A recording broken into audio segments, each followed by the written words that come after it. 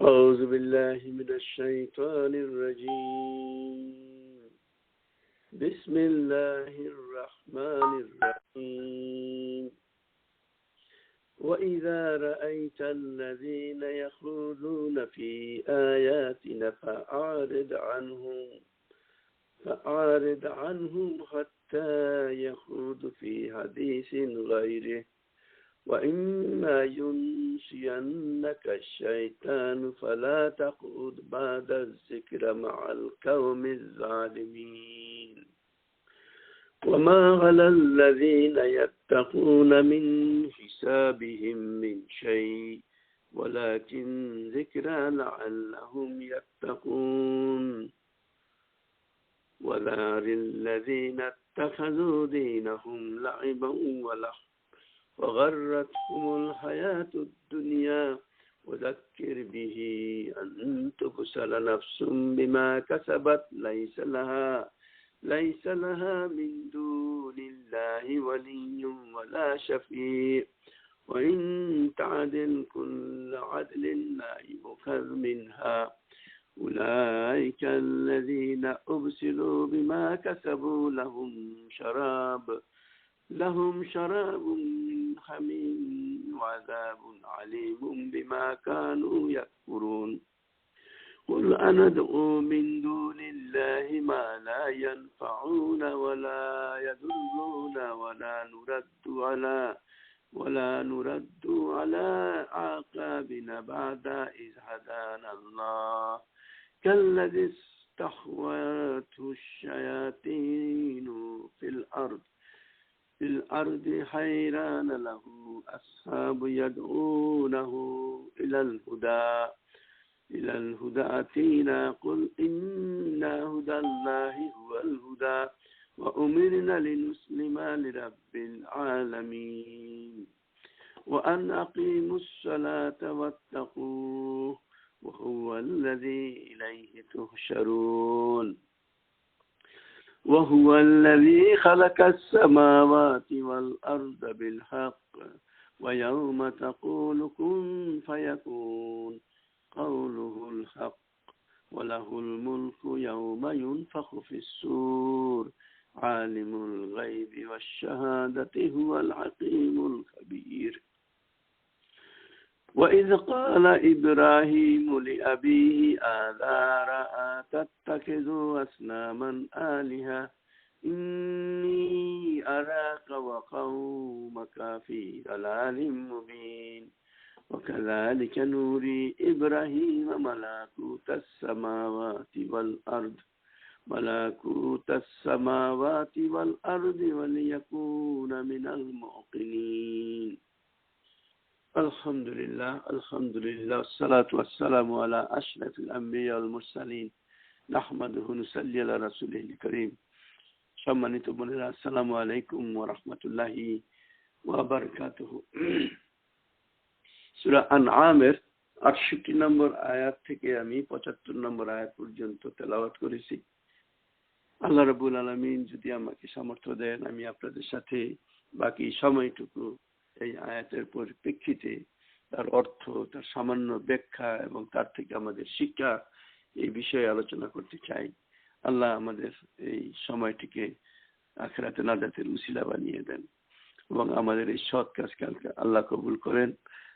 বিশেষ করে আমাদের মধ্যে আত্মীয় স্বজন, বাবা মা যারা কবরে শুয়ে আছেন তাদের রুহের উপর সওয়াব পৌঁছে দেন, তাদের জন্য ক্ষমার উৎস করে দেন। আমরা এক বোনের বাবার মৃত্যুর খবর এই মুহূর্তে শুনলাম। তার বাবার জন্য আমরা সবাই মিলে দোয়া করি, আল্লাহ ওনার হিসাবকে সহজ করে দেন, তার অল্প কিছু যা নেকি আছে তাকে বহুগুণে বর্ধিত করে দেন, তার পাপগুলিকে ক্ষমা করে দিয়ে তাকে আল্লাহ জান্নাত নসিব করেন। সবাই পড়ি আমরা আমিন। সম্মানিত বোনেরা, যারা পড়ে আসছেন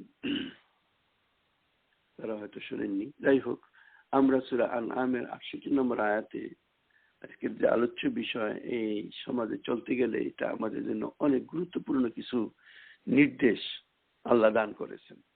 বিশেষ করে আমরা অনেকেই অনেক রকমের ফ্যামিলি গ্যাদারিং, সোশ্যাল যে গ্যাদারিং হয়, কমিউনিটির বিভিন্ন প্রোগ্রামে আমরা যাই। এর ভিতরে ভালো মন্দ অনেক রকম প্রোগ্রাম থাকে। কোনো কোনো জায়গায় আলহামদুলিল্লাহ পরিপূর্ণ পরিবেশটি থাকে দিনের উপর প্রতিষ্ঠিত, সবার ভিতরে আল্লাহর ভয় এবং ভীতি, সেই সাথে জবাবদিহিতার যে মন মানসিকতা থাকে, সেই ধরনের যেই আমাদের গ্যাদারিংস, এগুলি একটা নূতন বা একটা সুন্দরভাবে পরিচালিত হয়। কিন্তু এই সমাজের বুকে যেখানে আমরা থাকি, সব জায়গায় একরকম নয়। অনেক সময় দেখা যায় কিছু মানুষের আখিরাতের প্রতি উদাসীনতা, দুনিয়ার জীবনের প্রতি এত মানে মানে দুনিয়ার জীবনকে নিয়ে এতটা ব্যস্ততা, এবং সবকিছুই যেন তারা দুনিয়াতেই পেতে চায়। আখিরাতের কোনো চিন্তা ভাবনা তাদের মাথায় থাকে না। তাদের সেই গ্যাদারিং গুলি এরকম হয় যে সেখানে বেশিরভাগ ক্ষেত্রেই দেখা যায় আল্লাহর কোরআন, রাসূল সাল্লাল্লাহু আলাইহি ওয়াসাল্লামের হাদিস, সেই সাথে সেই তাদের দৃষ্টিতে সেই ১,৫০০ বছরের পুরানো ইতিহাসের কোনো সম্পর্ক তো নাই, বরং তারা নূতন ভাবে এই দুনিয়াকে ভোগ করার বিভিন্ন পদ্ধতি, সেটাকে ভোগ করে এবং সেইভাবেই তাদের জীবনকে পরিচালিত করে। এই সমস্ত লোক যারা দুনিয়ার বুকে আল্লাহর কথাকে ভুলে আছেন, অ্যাকচুয়ালি তারা বুঝতেই পারেন না যে তাদেরকে পরিচালনা করতেছে শয়তান। সুতরাং আমাদেরকে কখনো ওই শয়তানের সাথে বসতে আল্লাহ নিষেধ করেছেন। আল্লাহ রসুল কি বলেছেন, এবং আল্লাহ রসুল সাল্লাল্লাহু আলাইহি ওয়াসাল্লামের মাধ্যমে এই কথা তার সমস্ত উম্মতের জন্যই একেবারেই প্রযোজ্য। এই কথাটা আল্লাহ পরিষ্কার করে আমাদেরকে জানিয়ে দিচ্ছেন। আমরা এর থেকে কোরআন শুনবো এবং কোরআন শুনে নিজেদের জীবনকে কোরআন ভিত্তিক গড়ে তোলা, এটাই আমাদের টার্গেট। এবং এই টার্গেট যাতে সফল হয় সেই জন্য আমাদেরকে সর্বাত্মক প্রচেষ্টা চালাতে হবে, এবং কোনো একটা মুহূর্তে আল্লাহ স্মরণ থেকে নিজেদেরকে গাফিল করা যাবে না। ৬৮ নম্বর আয়াতে আল্লাহ যে কথাটা বলতেছেন, আল্লাহ রাব্বুল আলামিন ৬৮ নম্বর আয়াতে কথাগুলিকে দিয়েই যেন এই শুরু করেছেন। বিসমিল্লাহির রহমানির রহিম।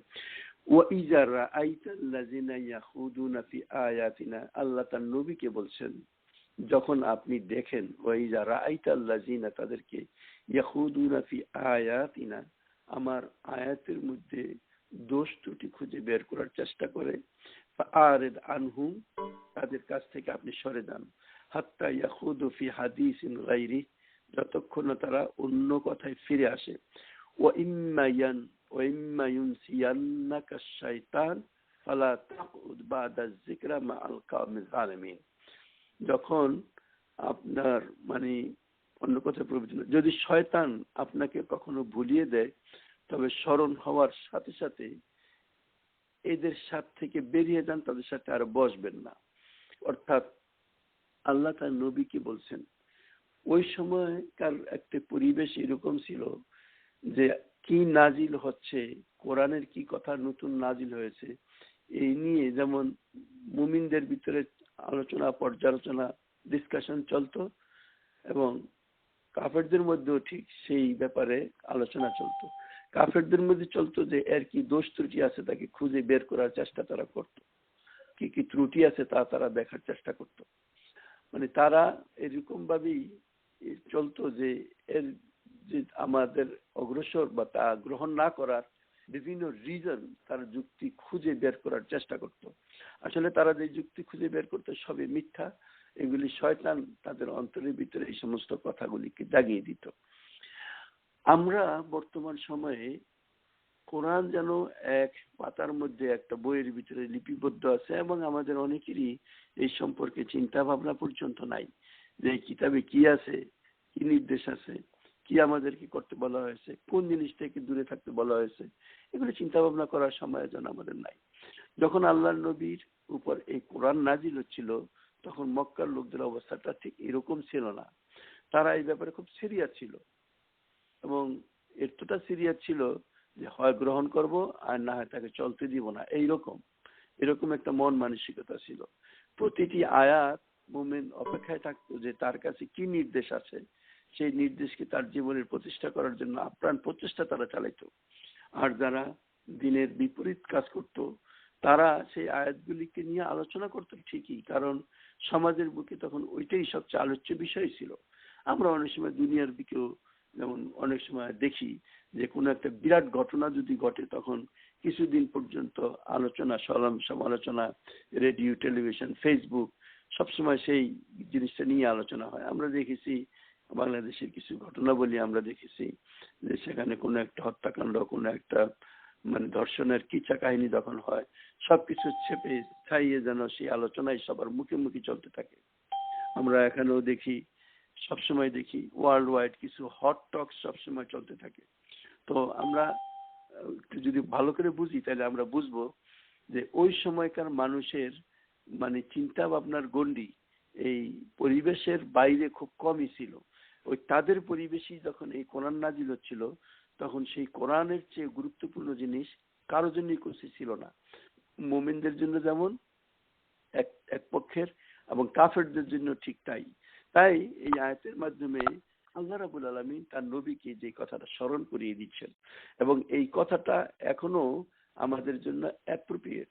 যেখানে যেই বৈঠকে, এবং এই বৈঠক আমাদের ভিতরে হয়, যেখানে দেখা যায় যে মানুষ আল্লাহর এই কোরআনের বা বিভিন্ন আয়াতের বা দিন ইসলামের ভিতরে বিভিন্ন দোষ ত্রুটি, অনেক সময় হিজাব নিয়ে আলোচনা হয়, অনেক সময় সুদ নিয়ে আলোচনা হয় যে কিভাবে সুদ ব্যবস্থা ছাড়া চলবে কিনা, কাফের মুশরিকদের সাথে চলন কিভাবে চলবে সেগুলিকে নিয়ে আলোচনা হয়, নিজেদের লাইফস্টাইল সম্পর্কে নিয়ে আলোচনা হয়। অনেক সময় এরকম আলোচনা হয় যে জিনিসগুলি অনেকের কাছে অ্যাপ্রোপ্রিয়েট মনে হয় না।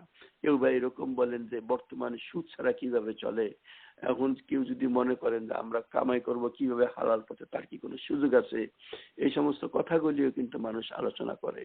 অথবা নিকাব, অথবা পুরুষদের দাড়ি রাখা, এই সমস্ত বিভিন্ন রকমের ঘটনাবলী সেখানে চলে। এর ভিতরে বহু ঘটনাবলী আলোচিত হয়। তার একটা বিরাট বড় সংখ্যক লোকের মিটিং এরকম হয়, যেখানে আল্লাহর এই জিনিসগুলির ভিতরে দোষ ত্রুটি খুঁজে অবাস্তবতা, তথাকথিত অবাস্তবতা, ইন কোট আমি বলছি, তারা আলোচনা করতে থাকে। এরকম যদি অবস্থার সম্মুখীন আমি হয়ে যাই, তাহলে আমার তখন করণীয় কি? এখানে বলছেন যখন এই আলোচনা শোনা হয়, তখন আসলে শয়তান সেখানে ইস্তাউয আলাইহিম শয়তান সেখানে চেপে বসে, ফাআনসাহুম যিকরাল্লাহ, মানুষকে ওই স্মরণ থেকে স্মরণ থেকে, আল্লাহর স্মরণ থেকে ভুলাই দেয়।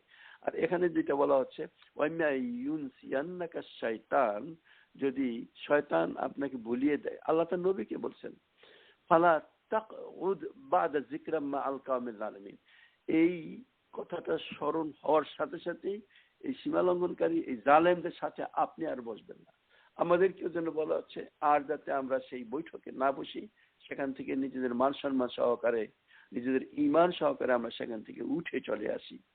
এরপরে আয়াত বলছে, ওয়ামা আলাল্লাযিনা ইয়াত্তাকুনা মিন হিসাবিহিম মিন শাই, যে সমস্ত লোকজন পরহেজগার, যারা আল্লাহকে ভয় করে চলে, আল্লাহ এখানে বলে দিচ্ছেন ওই সমস্ত কাফের যারা, বা এই সমস্ত যারা বাজে কথাবার্তা বা ইসলামের বিপরীত কথাবার্তা বলে, তাদের হিসাবের দায় দায়িত্ব এই মুত্তাকি লোকদের, আল্লাহভীরু লোকদের, এই পরহেজগার লোকদের উপরে নাই।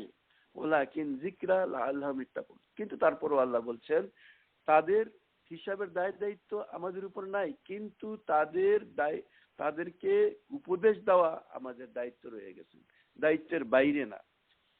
আমরা এই আয়াতের পরিপ্রেক্ষিতে একটু আমি আলোচনা করতে চাই, আমরা সেই ক্ষেত্রে কি করব। আমরা সবাই জানি নামাজ রোজা আমাদের জন্য ফরজ, এবং আলহামদুলিল্লাহ এই নামাজ রোজা আমরা সবাই পড়ি, কিন্তু দাওয়াতি কাজ করা, ওয়ালাকিন যিকরা লাআল্লাহুম ইয়াত্তাকুন, এই কথা আল্লাহ বলছে, তাদের উপর উপদেশ দান করা যাতে তারা ভীত হয়।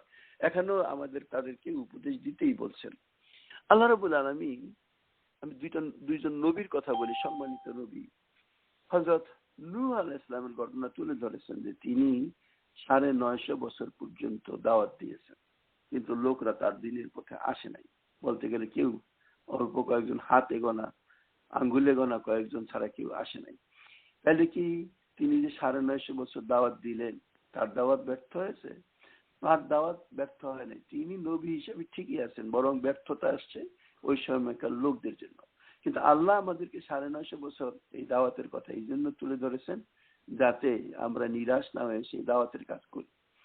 2 নম্বর কথা, যদি আমরা হযরত মূসা আলাইহিস সালামের কথা আলোচনা করি, যে মূসা আলাইহিস সালাম আল্লাহ সম্মানিত নবীদের একজন, তাকে আল্লাহ রাব্বুল আলামিন পাঠালেন ফেরাউনের কাছে, ইযহাবিলা ফিরআউনা ইন্নাহু তাগা ফাকুল হাল লাকা আন তাযাক্কা, মানে ইলা রাব্বিকা ইয়াকশা, মানে তাদেরকে আল্লাহ রাব্বুল আলামিন যে কথাটা বলতে বলছেন মুসার কাছে, যে মুসা ফেরাউনের কাছে যে বলছিলেন যে আল্লাহকে ভয় করো এবং দিনের পথে ফিরে আসো, আল্লাহ রাব্বুল আলামিন জানতেন।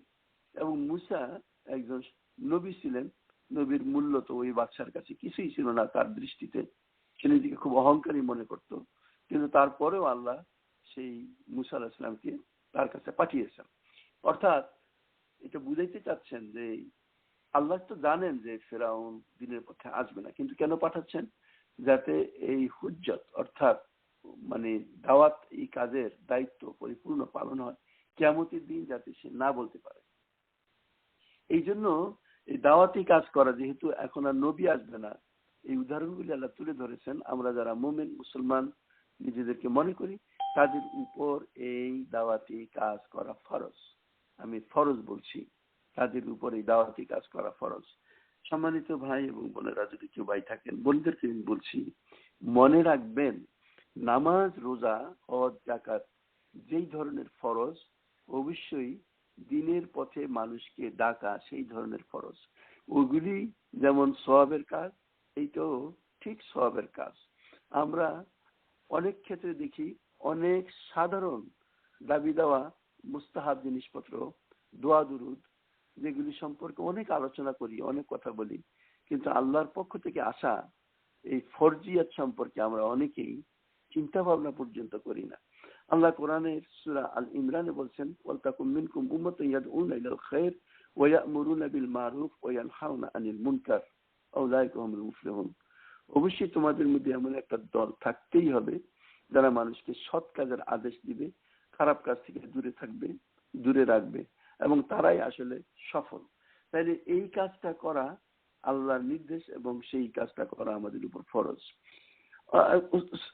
আমরা দেখি যে সূরা শুরার 13 নম্বর আয়াতে আল্লাহ বলছেন, শারা লাকুম মিনাদ-দীন মা ওয়াসা বিহি নূহান ওয়াল্লাযী আওহাইনা ইলাইকা ওয়া মা ওয়াসাইনা বিহি ইব্রাহিমা ওয়া মূসা ওয়া ঈসা আন আকিমুদ-দীন ওয়া লা তাতাফাররাকু ফীহি। আল্লাহ এখানে বলতেছেন তোমাদের নিকট আল্লাহ বিধিবদ্ধ করেছেন, এক্সপ্লেইন করেছেন, দিয়েছেন শারা লাকুম মিনাদ-দীন, তার এই দিনকে, সেই দিন যা আল্লাহ অলরেডি দান করেছিলেন নূহকে, এবং তিনি বলেন আমি ওহী করেছিলাম এই দিনকে ইব্রাহিম, ঈসা এবং মূসাকে। এবং এই দিনের মূল কথা যেটা ছিল, ওয়াসাইনা বি ইব্রাহিম ওয়া মূসা ওয়া ঈসা আন আকিমুদ্দিন, তোমরা এই দিনকে প্রতিষ্ঠা করো। এখন দিন একটা হলো জীবন ব্যবস্থা, এই জীবন ব্যবস্থাকে প্রতিষ্ঠা করা সব নবীদের প্রতি আল্লাহর দায়িত্ব ছিল, আল্লাহর পক্ষ থেকে আদেশ ছিল। এই দিন পরিপূর্ণ পালনের মধ্যেই আসলে আসে যায়, দিনটাকে পরিপূর্ণ পালনের মধ্যে আসে যায় আদেশ, নিষেধ এবং দাওয়াত। কোন কোন মানে আলেম যে কথাটা বলছেন, এটা আমার কথা না, যে এই বাস্তব জীবনে, নিজের জীবনে দিন প্রতিষ্ঠার পাশাপাশি অন্যদের জীবনে দিন প্রতিষ্ঠার দাওয়াতকে ইকামতের দিন বলা যায়। অর্থাৎ ইকামতের দিন আমরা বিশেষ করে আমেরিকার প্রেক্ষাপটে আমরা বলি, এই দেশে আমরা অত্যন্ত নেগলিজেবল মাইনরিটি। এখানকার সমাজ ব্যবস্থাকে ইসলামপন্থী করা আমাদের পক্ষে আল্লাহ ফরজ করেন নাই, এটা তো ঠিক, কিন্তু যেইটুক জিনিস ফরজ করেছেন সেইটি হলো যে নিজেদের বাস্তব জীবনে সেই দিন আমরা প্রতিষ্ঠিত করব। আমার আশেপাশে, প্রথমত আমার পরিবারের মধ্যে, তারপর আমার গণ্ডির মধ্যে, এই সমাজের লোকদের ভিতরে সৎ কাজের আদেশ এবং অসৎ কাজ থেকে দূরে, অর্থাৎ তাদের জীবনটিকে ইসলামপন্থী করার যে আপ্রাণ প্রচেষ্টা, এক হিসেবে এইটাও দিন প্রতিষ্ঠার একটা রূপ। এই দেশের জন্য এই দিন প্রতিষ্ঠার এইটা একটা রূপ। প্রিয় ভাই এবং বোনেরা, আল্লাহ রাসূল সাল্লাল্লাহু আলাইহি ওয়াসাল্লাম পরিষ্কার করে বলছেন যে আদ-দীনু নাসিহা, দিন হচ্ছে কল্যাণ কামনা। যতক্ষণ পর্যন্ত আমরা কল্যাণ কামনা না করবো, এবং এই হাদিসের পরিপ্রেক্ষিতে তার জন্য সেটাও আল্লাহ এক্সপ্লেন করেছেন। সাহাবারা প্রশ্ন করলেন যখন আল্লাহ রাসূল বললেন আদ-দীনু নাসিহা, কুলনা লিমান, কার জন্য? অর্থাৎ এই নসিহত, এই উপদেশ, এই মানে নসিহত শব্দের ভিতরে পিউরিটি, সিনসিয়ারিটি একটা রূপ তার ভিতরে অবশ্যই আছে। তো এই যে দিনকে খালেস করা, দিনকে পরিশুদ্ধ করা, দিনের মানুষকে পরামর্শ দান করা, আল্লাহ বললেন এইটাই হলো তোমার দিন। তো সাহাবারা জিজ্ঞাসা করেন কালা কালা লিমান ইয়া রাসূলুল্লাহ, কার জন্য? কালা লিল্লাহি, আল্লাহর জন্য, ওয়ালি কিতাবিহি, তার কিতাবের জন্য, ওয়ালি রাসূলিহি, তার রাসূলের জন্য, ওয়ালি উম্মাতিল মুসলিমান, মুসলমানদের নেতাদের প্রতি, ওয়া আম্মাহা, এবং সমস্ত জনগণের। অর্থাৎ যতক্ষণ পর্যন্ত আমি আল্লাহর জন্য মানুষকে উপদেশ না দিই, অর্থাৎ শ্রেষ্ঠত্ব আল্লাহ সেটাই কায়েম করার জন্য আমি প্রচেষ্টা না চালাই, মানুষের কাছে সেই দাওয়াতটাকে না পৌঁছাই, এবং আল্লাহ রসুল সাল্লাল্লাহু আলাইহি ওয়াসাল্লামের জন্য নসিহতের অর্থ হইল যে মানুষ যাতে আল্লাহ রসুল সাল্লাল্লাহু আলাইহি ওয়াসাল্লামের আনিত জীবন বিধানকে গ্রহণ করে এবং সেইভাবে চলে, এবং এটাই যে শ্রেষ্ঠ, তিনি যে রহমতুল লিল আলামিন, এই কথার বিশ্বাস তিনি দেন বা এই সাক্ষী তিনি দেন।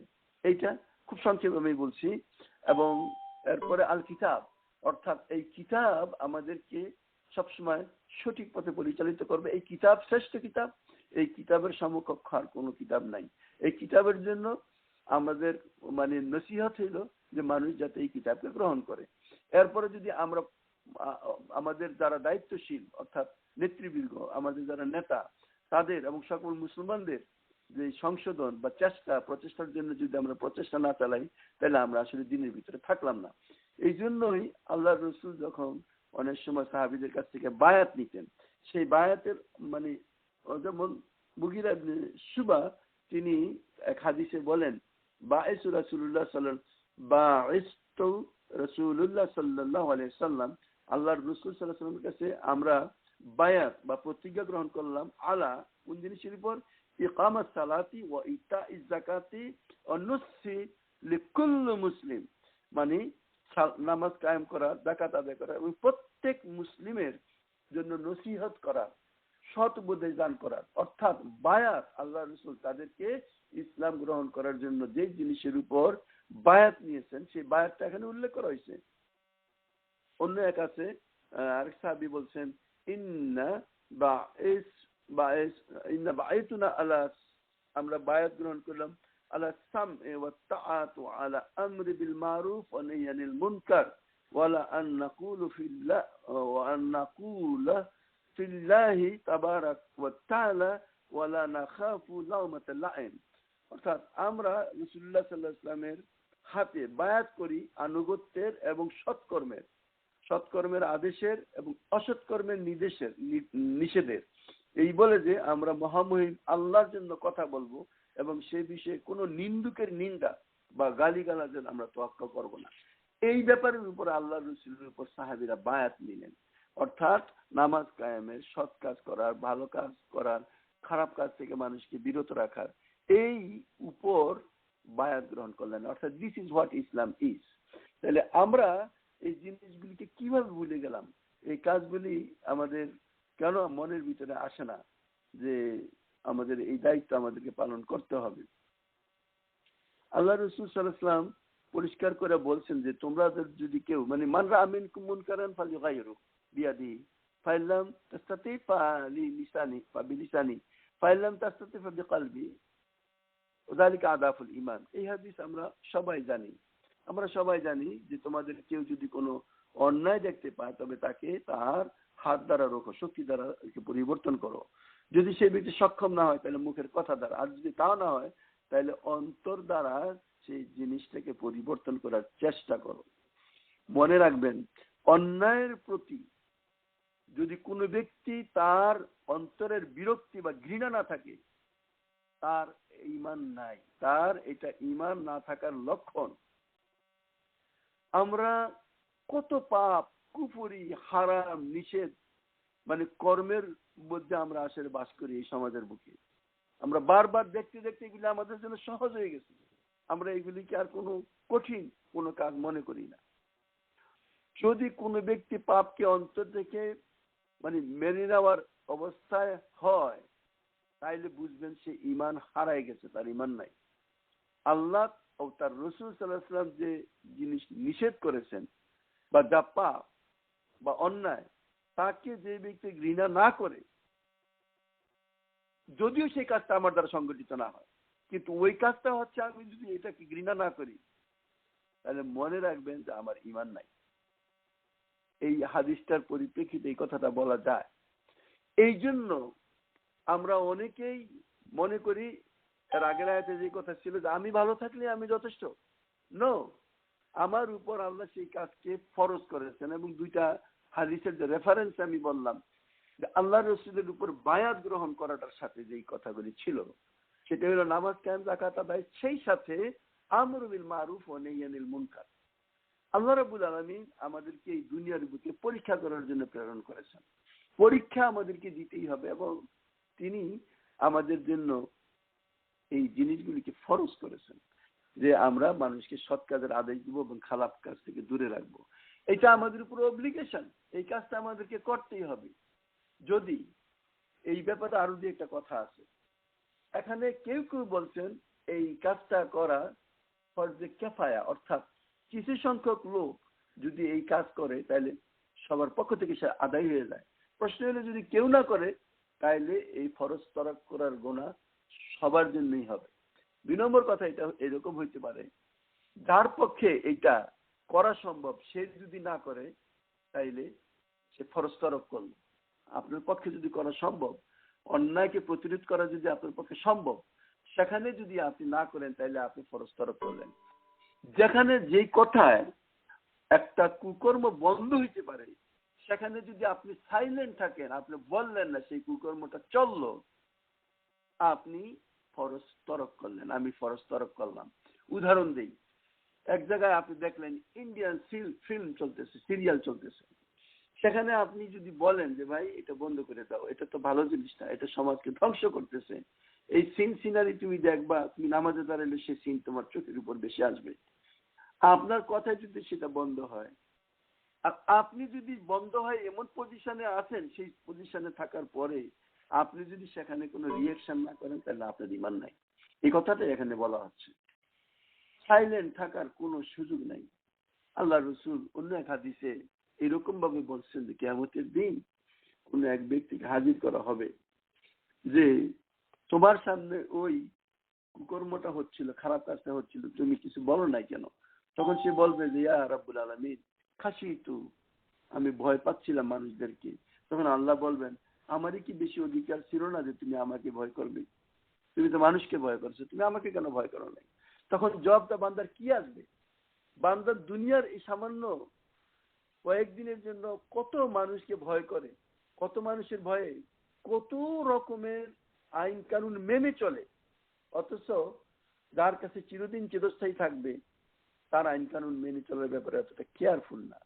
সিম্পল আপনি ড্রাইভ করেন, অনেকে এখানে ড্রাইভ করেন শুধুমাত্র এখানকার আইন কানুনকে রেসপেক্ট করে যে এখনই আপনি টিকিট খাইতে পারেন, সেই জন্য কত কেয়ারফুলি আপনি ড্রাইভ করেন, কখনই আপনি রেড লাইট অতিক্রম করেন না, ডাইনের জায়গায় বাইরে যান না, আপনি স্পিড লিমিটকে কন্ট্রোল করেন, আপনি সবসময় অন্যকে প্রায়োরিটি দেন। আমরা দেখি যে সামান্য একটা টিকিটের ভয়ে আমরা যতটা সন্ত্রস্ত থাকি, আখেরাতের আগুনের ভয়ে কি আমরা ততটা সন্ত্রস্ত থাকি? নিজের মনকে আমরা প্রশ্ন করি। আমরা অবশ্যই জবাব পাবো না, বরং সেই শয়তান তার ভিতরে যেন একটা পর্দা ফেলে রেখেছে, তার গুরুত্ব আমরা অনেকেই অনুভব করতে পারি না। আমরা যেই কদিন বেঁচে আছি আমরা মনে করি যে আমাদের এখনো অনেক সময় বাকি আছে, আর যে ব্যক্তি মৃত্যুর মুখে পতিত হয় তার কাছে ওই সময়টুকু এত, সে কয়েকটা সেকেন্ডের জন্য আরো বেঁচে থাকতে চায়, আরেকটু সময় চায়, আরেকটু সময় চায়, সে যখন সময় চায়, আর আমরা এখন সেই সময় অবহেলায় আমরা নষ্ট করতেছি। আমরা জানি না ইজা যা আজালুহা লা ইস্তাগফিরুনা সাআন ওয়া লা ইস্তাকদিমুন, যখন সময় এসে উপস্থিত হয় না 1 মিনিট বেশি করা হবে না 1 মিনিট কম করা হবে। আমরা শুরুতেই আমাদের এক বোনের খবর শুনলাম 3 দিন আগে তার বাবা মারা গেছেন। আমরা এখনো বেঁচে আছি, তার বাবার নিজের পক্ষে আর এখন তওবা করার কোনো সুযোগ নাই, নিজেকে সংশোধন করার কোনো সুযোগ নাই। আমি একটা উদাহরণ হিসেবে বলছি, আমার সবার বাবার এক অবস্থা, কিন্তু আমরা যারা এই মুহূর্তে আল্লাহর এই বাণী শুনছি, আমাদের জন্য এই মুহূর্তে সময় আছে নিজেদেরকে সংশোধন করার। আমাদের ভিতরে প্রত্যেকের ভিতরে কম বেশি যাই হোক অনেক রকমের খারাপ জিনিস আমাদের ভিতরে আছে, অভ্যাস আছে আমাদের অনেকের, মানে গীবত করার। আমরা অনেকে মনে করি না যে আমি গীবত করতেছি, শয়তান বলে এটা জাস্টিফাই, কিন্তু আমরা অনেক ক্ষেত্রে সেই গীবত আমরা করি, বা অন্যের দোষ আমরা অন্বেষণ করি, এর কথা আর কথা লাগাই চগলখড়ি করি। এই ধরনের মানে অশ্লীল অনেক রকমের সিন সিনারি আমাদের চোখের সামনে আসে, সেটা আমরা শুনি, দেখি, অনেক খারাপ কথা আমরা শুনি।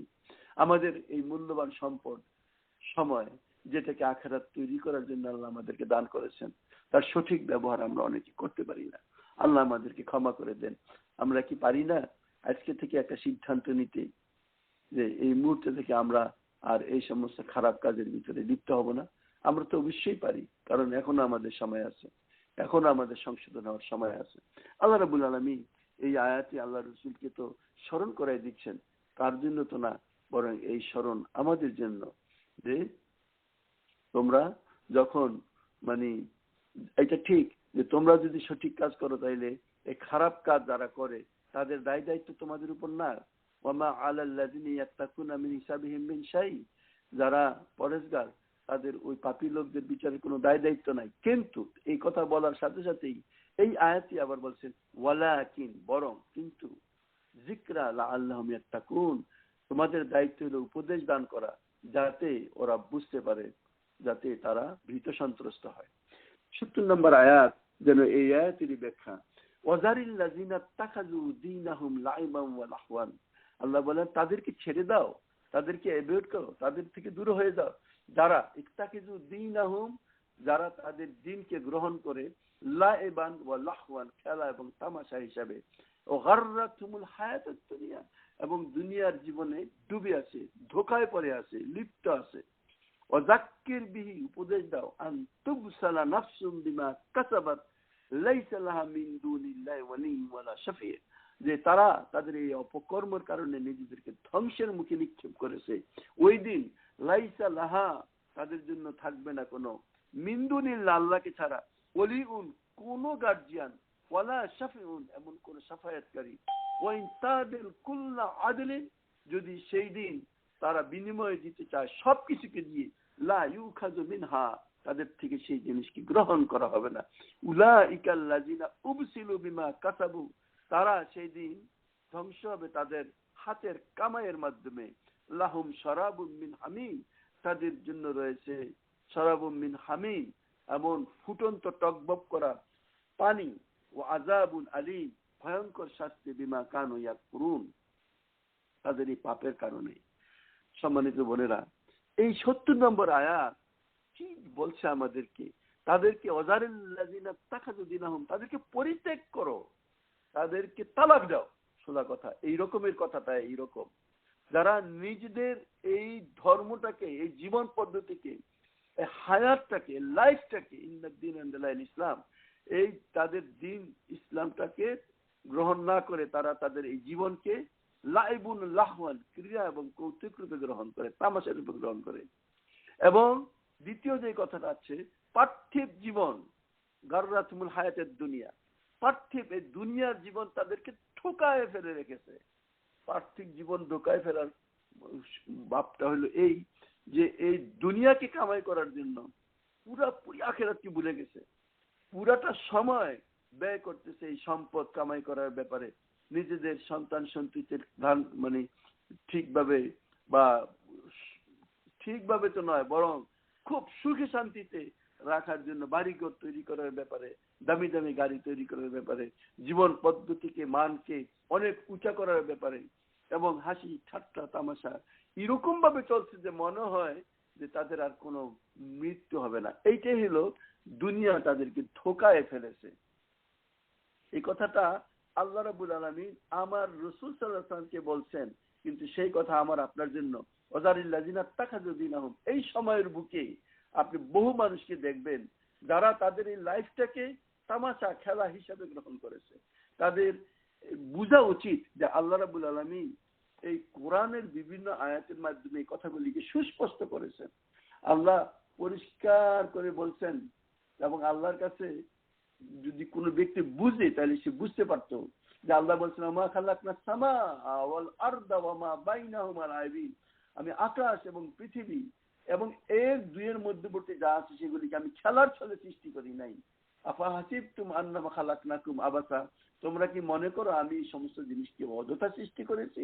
ওয়া আন্নাকুম ইলাইনা লা তুরজাউন, তোমাদেরকে আমার কাছে ফিরে আসতে হবে না? কখনো না, আমাদেরকে ফিরে যাইতেই হবে। সুতরাং এই সমাজের বুকে আপনি বহু মানুষকে পাবেন যারা নিজেদের এই জীবনকে খেলা এবং তামাশা হিসেবে গ্রহণ করে এবং দুনিয়ার জীবনে লিপ্ত। দুনিয়ার জীবন তাদেরকে ধোকায় ফেলে রেখেছে। কিভাবে ধোকায় ফেলে রাখছে? মনেই হয় না যে তাদের এখান থেকে যেতে হবে। কবরকে সাজানোর বদলায়, আখেরাতকে সাজানোর বদলায় তারা এই দুনিয়ার জীবনকে সাজাচ্ছে। কিন্তু একদিন যখন জীবন শেষ হয়ে যাবে, সবকিছুকে রেখে সবকিছু তাকে ধোকা দিবে, সবকিছু থেকে তাকে সেপারেট করা হবে এবং তাকে খালি হাতে যেভাবে আসছিল সেইভাবে সে আল্লাহর কাছে ফিরে যেতে হবে।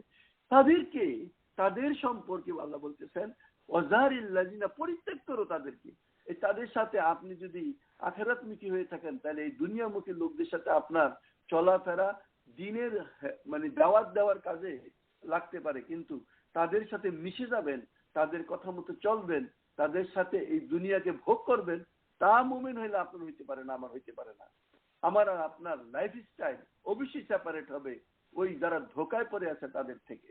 আপনি নিজেকে, আমি নিজেকে দেখি, বুকে হাত দিয়ে দেখি যে কতটুক সময় আমি এই দুনিয়ার জীবন যে আমার অতি ক্ষণস্থায়ী, যেখান থেকে আমাকে চলে যেতে হবে তার ভিতরে কতটুক সময় আমি ডেইলি দান করি, আর কতটুক যেখানে আমি ফিরে যাব তার উপরে কতটুক সময় আমি দান করি।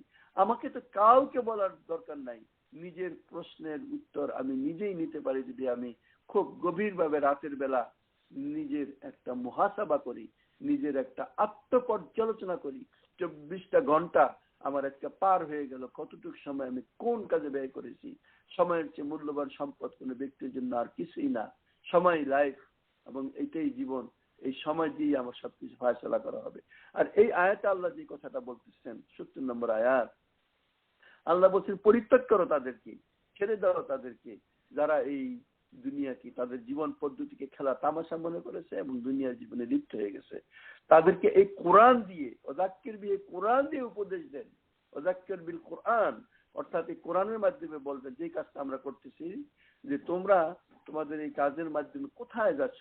আনতুবসিরা নাফসুম বিমা কাসাবাত লাইসা লাহা মিন দুনিল্লাহি ওয়ালিয়্যুন শাফী, যে তারা কেউ তাদের এই কর্ম এমন ভাবে আটকায় না যায়, গ্রেফতার না হয়ে যায় ওই দিনে, যেদিন আল্লাহ ছাড়া তাদের আর কোনো সাহায্যকারী সুপারিশকারী থাকবে না, এবং দুনিয়ার সমস্ত কিছু যদি তারা বিনিময় দেয় সেদিন তাদের কাছ থেকে গ্রহণ করা হবে না।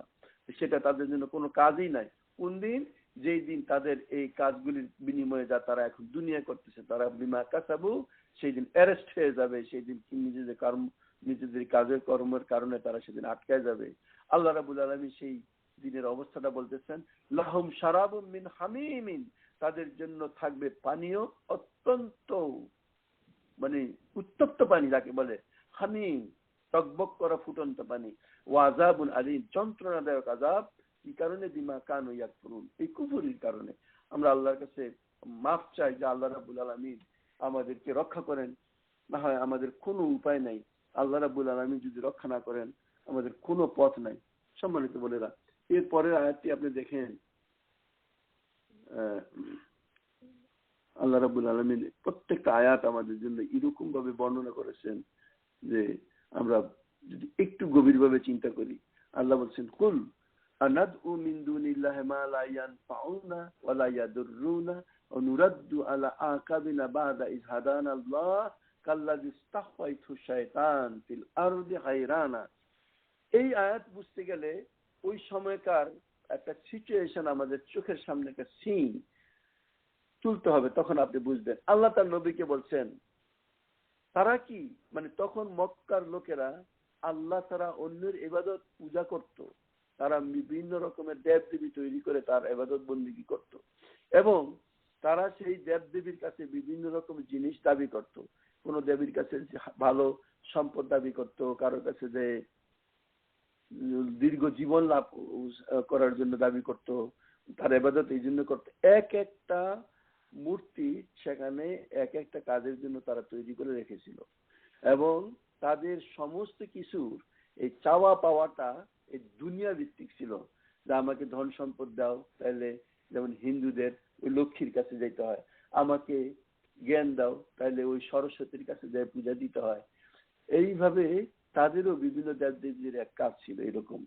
আল্লাহ রাব্বুল আলামিন তার নবীকে বলতেছেন, তোমরা কি আমাকে ওই ব্যক্তিদেরকে ডাকতে মনে করো, আহ্বান করো, অর্থাৎ আল্লাহকে বাদ দিয়ে আমি কি এই সমস্ত দেবদেবীকে ডাকবো যাদের পূজা তোমরা করো, যারা না নিজেদের কোনো উপকার করতে পারে না কোনো ক্ষতি করতে পারে।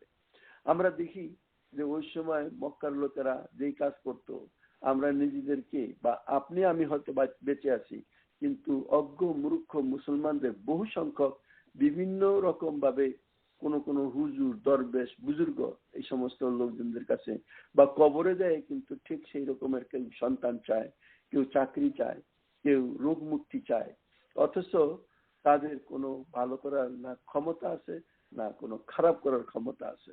হ্যাঁ, যদি এইটা থাকতো তাহলে কোনো কথা ছিল, কিন্তু বাস্তবে তারা নিজেরাই যে এমন অনেক পীরের কাছে যায়, তার কাছে যায় অনেক টাকা পয়সা চায়, অনেক কিছু চায়, সে তো নিজেই তো আরেকজনে না দিলে খাইতে পারে না, সেই চিন্তাটা তারা করে না। যাই হোক, আল্লাহ রাব্বুল আলামিন বলছেন, যদি আমার নবীকে দিয়া বলছেন তোমরা কি চাও যে আমি ওই লোকদেরকে ডাকবো যারা না আমার কোনো উপকার করতে পারে না আমার কোনো অপকার করতে পারে, আমি কি ডাকবো মিন দুনিল্লাহ, আল্লাহকে ছেড়ে, মা লা ইয়ানফাউনা ওয়া লা ইয়াদুররুনা, যে না আমার কোনো ভালো করতে পারে না আমার কোনো ক্ষতি করতে পারে, অনুরাদ্দু আলা আকাবিনা বাদা ইয হাদানা আল্লাহ, যদি তাই করি তাহলে আমি আল্লাহর এই হেদায়েতের পথ পাওয়ার পর আমি পিছনে ফিরে যাব। আস্তাগফিরুল্লাহ, আমরা তা করতে পারি না। তার মতো কাল্লাযী ইস্তাহাতহু শাইতানু ফিল আরদি হায়রানা লাহু, ওই ব্যক্তির ন্যায় যে ব্যক্তি কোনো বনভূমিতে বা কোনো মরুভূমিতে সে পথ হারাই ফেলছে এবং উদ্ভ্রান্তের মতো সে সেখানে হায়রানা ঘুরতেছে, আর কিছু লোকজন তাদেরকে ডাকতেছে আসো এখানে হেদায়েতের পথ, কিন্তু মানে অন্য লোক বা রাস্তা দেখানোর চেষ্টা করতেছে। এই কথাটা বুঝতে গেলেই, এখন তো আমাদের জিপিএস আছে, তখন জিপিএস ছিল না। অনেক সময় বিভিন্ন জায়গায় মানুষ পথ হারাই ফেলতো।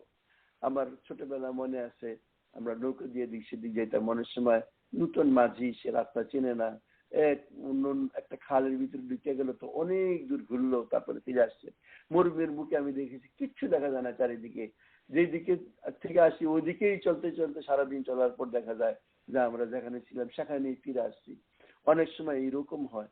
তো এখানে আল্লাহ রাব্বুল আলামিন সেই জিনিসটাকে তুলনা করছেন যে তুমি কি সেই লোকদের মতো হবো যেই লোকদেরকে শয়তান বিভ্রান্তির মধ্যে দুনিয়ার বুকে ফেলছে এবং বিভিন্ন পথে তাদেরকে ডাকছে এবং তারা উদ্ভ্রান্তের মতো সেদিকে বিভিন্নভাবে পথ তারা অগ্রসর হচ্ছে এবং তারা তাদের দিকে তাদেরকে ডাকছে। আল্লাহ রাব্বুল আলামিন আল্লাহ রাসূলের মাধ্যমে বলতেছেন না, এটা নয়। এই যে বিভিন্ন রকমের হেদায়েতের পথ, এই হেদায়েতের পথ কোনোটাই ঠিক না। একমাত্র হেদায়েতের পথ যেটা আল্লাহ ডাকতেছেন সেটাই একমাত্র পথ। আপনি ওই সত্য সঠিক পথের যে সন্ধান দেয় আমাদেরকে, তার দিকেই চলতে হবে। বর্তমানেও আপনি দেখবেন এই দিনের পথে বহু লোকজন কাজ করে এবং তারা অনেকেই দিনের পথে মানুষকে ডাকে। অনেককে দেখবেন আপনি যে তারা তাদের তৈরি করা কিছু একটা সিলেবাসের দিকে, একটা প্রোগ্রামের দিকে মানুষকে ডাকে। এমনকি পীর দরবে যারা আছে তারা মুরিদদেরকে নিজেদের তৈরি করা কিছু বিধানাবলী, ওজিফা, এই সমস্ত জিনিসকে ডাকে। চিন্তা ভাবনার ব্যাপারেও কেউ কেউ বিভ্রান্তির মধ্যে পড়ে আছে। তারা বলে এইটাই মুক্তির পথ, এই বলে এইটাই, মানে কোরআনের ভাষায় কুল্লু ফারিকিন বিমা লাদাইহিম ফারিহুন, যার কাছে যেটা আছে সে সেটা নিয়ে সন্তুষ্ট। এখন আমার আর আপনার তাহলে দায়িত্বটা কি? ও ডাকতেছে এদিকে, এক্স ডাকতে একদিকে, ওয়াই ডাকতেছে এদিকে, জেড ডাকতেছে এদিকে, আমি কোন দিকে যাবো?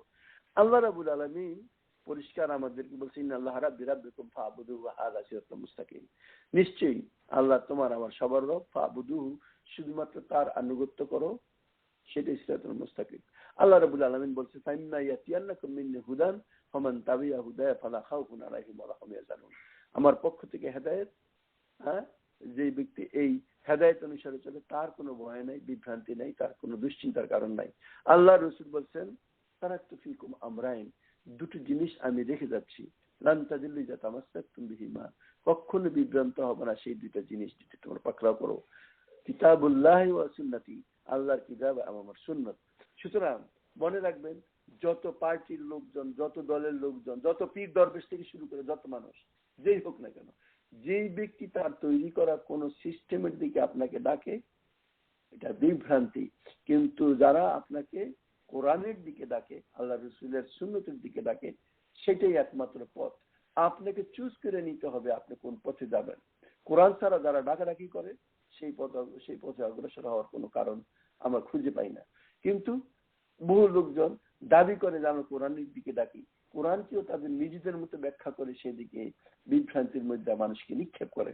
সেই জন্য আমাদের দায় দায়িত্ব নিজেদেরকে এই যাচাই বাছাই করতে হবে, সত্য সঠিক কোরআন আমাকে কি বলে, এবং যারা কোরআন দিয়ে ডাকে তাদেরকে আপনি অনুসরণ করেন, এবং কোরআনেরও ব্যাখ্যাটা যারা সঠিকভাবে করে আপনাকে হেদায়েতের পথ দেখায়। আল্লাহ রাব্বুল আলামিন এই আয়াতের যে শেষ অংশটা বলতেছেন, কুল হে রাসূল আপনি বলে দেন, ইন্না হুদাল্লাহি হুয়াল হুদা, আল্লাহর প্রতি একমাত্র সুপথ, আল্লাহর প্রতি একমাত্র পথ, আল্লাহর পথ ছাড়া আর কোনো পথ নাই।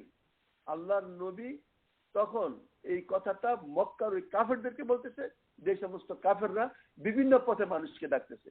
এখনো আমাদের সমাজে বিভিন্ন দলের উপদলের লোকজন, যদিও শয়তান, মানে আমি দলের নাম বলতে চাই না, যদিও শয়তান বলে ধর্মের সাথে এদের কোনো সম্পর্ক নাই, অবশ্যই ধর্মের সাথে সম্পর্ক, 100% সম্পর্ক।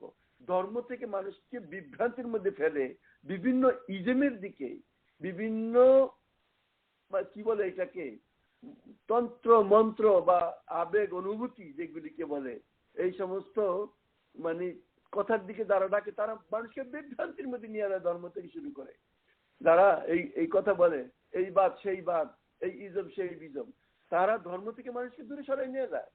যদিও তাদের দাবির ধর্মের সাথে আমাদের কোনো বিরোধ নাই। আপনাদের বিরোধ নাই মানে কি, ধর্ম ছাড়া কোন জিনিসই নাই, ধর্মের দিকে আসেন, কিন্তু সেই জিনিস তারা নাই। দেখা যায় যে বহু মানুষ বিভ্রান্তির মধ্যে পড়ে তাদের পিছনে নিজেদের পুরো জিন্দিগিটাকে নষ্ট করতেছে। মৃত্যু পর্যন্ত বলে এটাকে ধরছি, এই বাবাকে মানছি, এই নেতাকে মানছি, এই নেতা তাকে নামাজের কথা বলুক, জাকাতের কথা বলুক বা না বলুক, তারপরেও সে তার পিছনে তার সমস্ত সম্পদ বলতে আমি সবচেয়ে বড় সম্পদ তার সময়, তার এনার্জি, তার জীবনের সমস্ত কিছু সে সেখানে ব্যয় করে। আমরা দেখতেছি বিভিন্ন লক্ষ লক্ষ মানুষ এই কাজ করার ভিতরে লিপ্ত আছে, অথচ একদিকে কোরআন তাদেরকে ডাকতেছে, সেদিকে তারা আসবে না, তারা সেই পথে আছে, তারা বিভিন্ন দলের সাথে যুক্ত হয়ে আছে। আমি দলের নাম উচ্চারণ করলাম না, কিন্তু আপনি দেখেন সেই কাজগুলি করতে যায় তারা দিনের বিপরীত কাজ করে, কিন্তু সেই জিনিসটা তাদের অনুভূতি নাই। যেই কাজ তাদের করা দরকার ছিল, নামাজ প্রতিষ্ঠা করা, জাকাত প্রতিষ্ঠা করা, সমাজের বুকে আমর বিল মারুফ ও নাহি আনিল মুনকার প্রতিষ্ঠা করা, যেখানে সুদ ঘুষ জুয়া ব্যভিচারী এই সমাজ থেকে মুক্ত করার যে সমস্ত কথাবার্তা ছিল তার ধারে কাছে তারা নাই। এই জন্যই সেই সময় যেমন আল্লাহ রসুলকে বলা হচ্ছে যে যেই সমস্ত পীর মানে মানে মূর্তি টুর্তি বা এই সমস্ত দেবদেবী যাদেরকে তোমরা ডাকো, তাদের পথে আমি কিভাবে যাব, যেখানে আমার আল্লাহ আমাকে সত্য সঠিক পথ দেখাচ্ছেন, আমি তো সেই পথেই যাব। কারণ ইন্না হুদাল্লাহি হুয়াল হুদা, নিশ্চয় আল্লাহর হেদায়েতই একমাত্র হেদায়েত। এরপরে বলছেন উমিরনা, এবং আমাকে তো এই নির্দেশই, I am given this order, ও উমিরনা লিনুসলিমা লিরাব্বিল আলামিন, যে আমি মুসলিমা সারেন্ডার করবো, আনুগত্য স্বীকার করবো ইসলাম, লিরাব্বিল আলামিন মহাবিশ্বের মালিক সে আল্লাহর প্রতি। অর্থাৎ চারিদিক থেকে এই বাবা সেই বাবা, এই নেতা সেই নেতা, এই পীর এই দরবেশ সবকিছু বাদ দিয়ে সবাইকে ত্যাগ করে শুধুমাত্র এক মহাবিশ্বের মালিক সেই আল্লাহর পথে আমরা আসবো। এরপরে আল্লাহ বলতেছেন ওয়ান, আরো কি, আকিমুস সালাত, নামাজ কায়েম করা, ওয়াত্তাকুহু, এবং সেই আল্লাহকে ভয় করা, ওহুয়াল্লাযী ইলাইহি তুহশারুন, রিজনটা কি, যে তার সামনেই আমাদেরকে একত্রিত করা হবে, হাসর করা হবে। প্রিয় বোনেরা, আমার কথাগুলি অনেক সময় আপনারা বললেন যে আপনি কি লাইনের কথাবার্তা বলতেছেন, যে আমরা কি সেগুলির সাথে আছি। আপনি নাই ঠিক, কিন্তু ব্যাক হোম আপনি দেখেন, আপনিও যে নাই তাও আমি বলতে পারবো না, আমিও যে নাই তাও আমি বলতে পারবো না। আমাকে দেখতে হবে যে আমি কি সেই এখানে ওয়ান আকিমুস সালাত যে কথাটাকে উদাহরণ হিসেবে আল্লাহ দিচ্ছেন, ওয়াত্তাকু সেই আল্লাহকে ভয় করা, এইটা আমার ভিতরে আছে কিনা।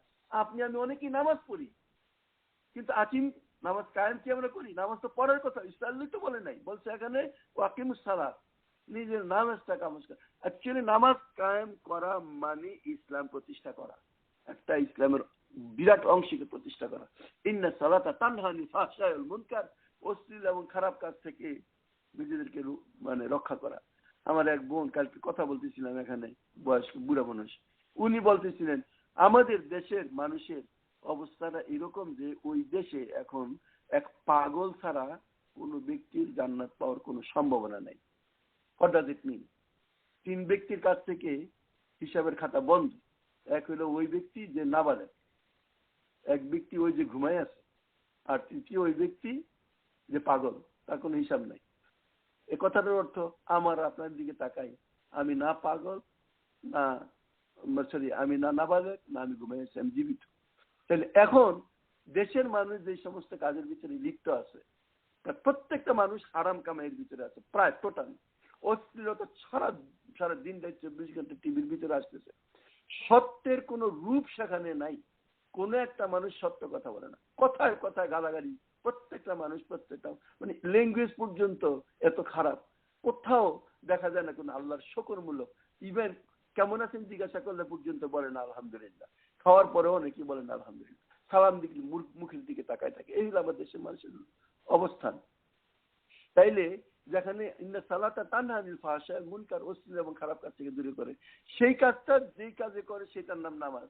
ও এইটাকে প্রতিষ্ঠা করতে গেলে সেইগুলিকে, যে কথাটা আমরা একটু আগে বললাম, আমরু বিল মারুফ ওয়া নাহি আনিল মুনকার, এর সাথে রিলেটেড। এখানেও এই আয়াতে বলতেছেন ওয়ান আকিমুস সালাত, নামাজ কায়েম করে, ওয়াত্তাকু, এবং সে আল্লাহকে ভয় করে, এবং আল্লাহ বলতেছেন ওয়া হুয়াল্লাযী ইলাইহি তুশারুন, তার সামনেই তোমাদেরকে একত্রিত করা হবে। আর একটু আল্লাহ বলছেন ওয়া হুয়াল্লাযী খালাকাস সামাওয়াতি ওয়াল আরদা বিল হক, তিনি সেই সত্তা যিনি সত্যতা সহকারে আকাশ জমিন সৃষ্টি করেছেন।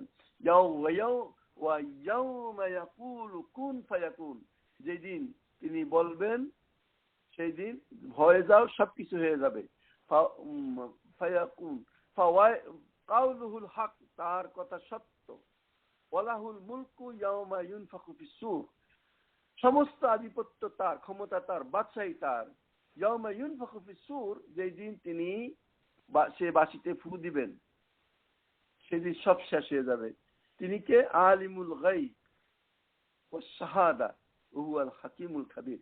আল্লাহর পরিচয় এখানে দেওয়া হচ্ছে, তিনি সব অদৃশ্য বিষয়ে জানেন, তিনি প্রত্যেকটা জ্ঞাত বিষয়ে সাক্ষী, এবং ওয়া হুয়াল হাকিমুল খাবীর, সমস্ত উইজডম তার ভিতরে, ইন্টারনাল সমস্ত মানে মানে কি বলে ইলম তার ভিতরে আছে, এবং খাবীর, তিনি সর্ব বিষয়ে বিজ্ঞ।